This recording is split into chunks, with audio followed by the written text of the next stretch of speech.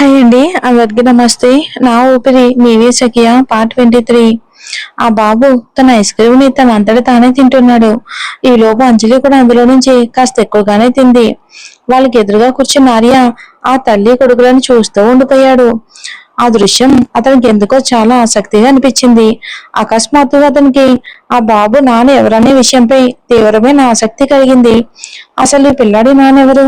ఈమె ఎలాంటి మనిషితో ఉండి ఈ బిడ్డకు జన్మనిచ్చుంటుంది అని ఆలోచనలో పడ్డాడు. సరిగ్గా అదే సమయంలో ఆర్య ఫోన్ మోగింది. అతను ఫోన్ బయటికి తీసి స్క్రీన్ వైపుకు ఒకసారి చూసి కాల్ లిఫ్ట్ చేశాడు. హలో కావేరి.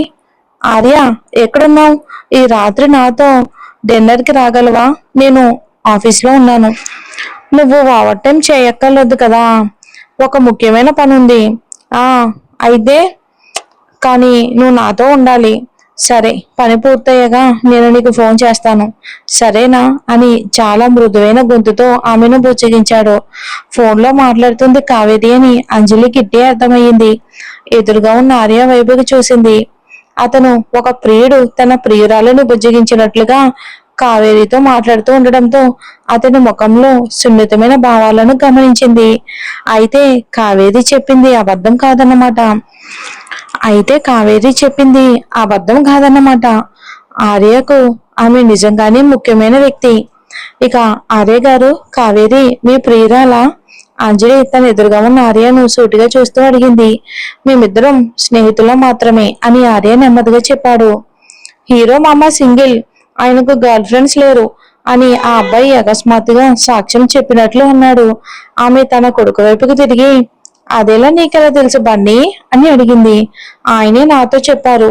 నువ్వు ఆయన్ని పెళ్లి చేసుకోవడానికి ఒప్పుకుంటే ఆయన కూడా నేను పెళ్లి చేసుకోవడానికి సిద్ధంగా ఉన్నాడంట. అమ్మా, మనం మరీ పట్టింపులకు పోవద్దు, సరేనా? పెళ్లి చేసుకో. ఆ 4 ఏళ్ల పిల్లాడు తన తల్లి గురించి బెంగ పెట్టుకుంటూ అన్నాడు. అంజలి ఆశ్చర్యపోయింది. తర్వాత కళ్ళు చిన్నవి చేసి ఎదురుగా ఉన్న ఆ వ్యక్తి వైపుకు హెచ్చరికగా చూసింది.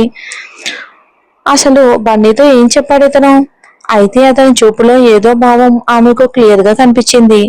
మీరు నా ప్రతిపాదనను పరిగణించవచ్చు అని ఆర్య నెమ్మదిగా అన్నాడు. ఆమె ఏమాత్రం ఆలోచించకుండా నేను ఆలోచించను అని సమాధానం ఇచ్చింది. నాకు బన్నీ అంటే చాలా ఇష్టం. మీ ఇద్దరు బాధ్యతను జీవితాంతం తీసుకోవటానికి నేను సిద్ధంగా ఉన్నాను. అతను ఆ చిన్నవాడి వైపుకు చూస్తూ అన్నప్పుడు తన మనసులోని సంకోచం పూర్తిగా మాయమైపోయిందని గ్రహించాడు. అతను నిజంగానే వాళ్ళని చూసుకోవటానికి సిద్ధపడ్డాడు. కానీ అంజలి ఆలోచనలు అన్ని వేరుగా ఉన్నాయి. అతను ఆ మాటలను మనస్ఫూర్తిగా అనడం లేదని ఆమెకు తెలుసు. తనను కాపాడడానికి ఆమె తల్లి చేసిన ప్రాణ త్యాగానికి బదులుగా కేవలం కృతజ్ఞత తీర్చుకోవడానికి అలా మాట్లాడుతున్నాడని ఆమె నమ్మింది. అంతేకాకుండా తన తల్లి త్యాగం ఎంత గొప్పదో అది కేవలం కృతజ్ఞత చూపించి తీర్చగలిగే రుణం కాదని విషయం ఆ వ్యక్తికి ఎప్పటికీ కూడా గుర్తుండాలని అంజలి కోరుకుంది. అంతేకాదు, ఈ వ్యక్తి అంతకు ముందే కావేరితో ఉన్నాడనే విషయం ఆమెను తీవ్రంగా బాధిస్తుంది. ఆ రాత్రి ఆమె అతన్ని కేవలం ముద్దు మాత్రమే పెట్టుకుంది. కానీ ఆర్య కావేరీల మధ్య ఉన్న సంబంధం గురించి తెలిసాక ఆ ముద్దును తలుచుకుంటేనే ఆమెకు అసహ్యం చిరాకు వేసింది. అలాంటప్పుడు అతన్ని పెళ్లి చేసుకునే ప్రసక్తే లేదు, అస్సలు లేదు. అది ఎప్పటికీ జరగదు. నాకు అవసరం లేదు. థ్యాంక్ యూ అని అంజలి మర్యాదగా తిరస్కరించింది ఆర్యను. ఆర్య కూడా ఆమె వైపుకు చూశాడు. వాళ్ళిద్దరి చూపులు ఒక క్షణం కలుసుకున్నాయి. ఒకరి చూపులో సంక్లిష్టత, గందరగోళం ఉంటే మరొకరి చూపులో ప్రశాంతత, స్పష్టత ఉన్నాయి. ఇక భోజనం తర్వాత అంజలి తన కొడుకుతో కలిసి హడావిడిగా బయలుదేరింది. బన్నీ వెనక్కి తిరిగి ఆ వ్యక్తికి బాయ్ చెప్పడం మర్చిపోలేదు. బాయ్ ఆర్య గారు. బాయ్ ఆర్య. ఇక చిన్నవాడికి చెయ్యి ఊపాడు. అంజలి ఆ మధ్యాహ్నం సెలవు తీసుకుంది.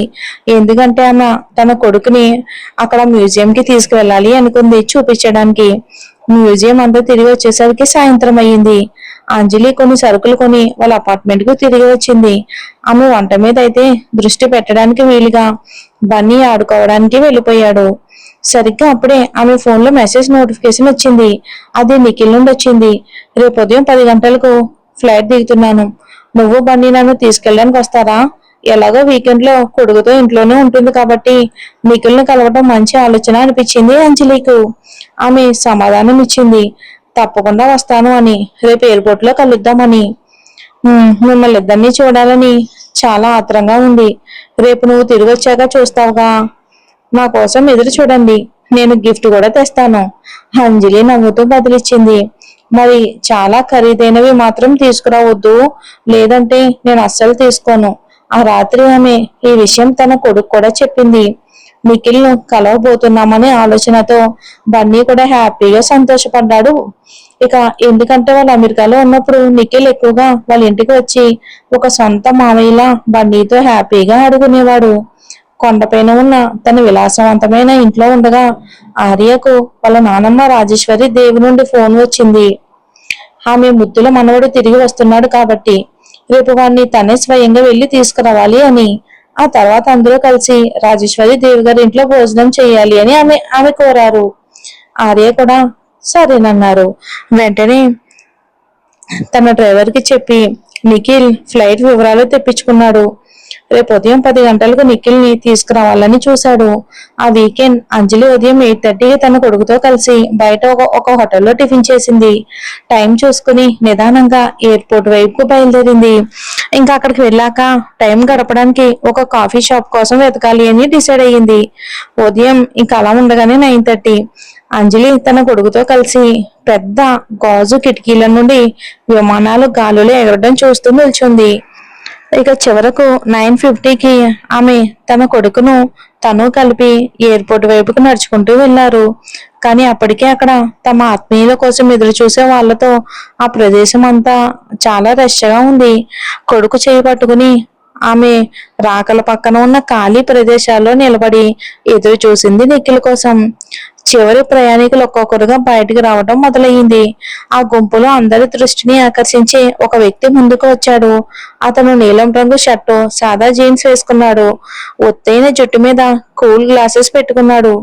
అతని ముఖం హావభావాలు ఎంతో ఆకర్షణీయంగా చూడముచ్చటగా ఉన్నాయి.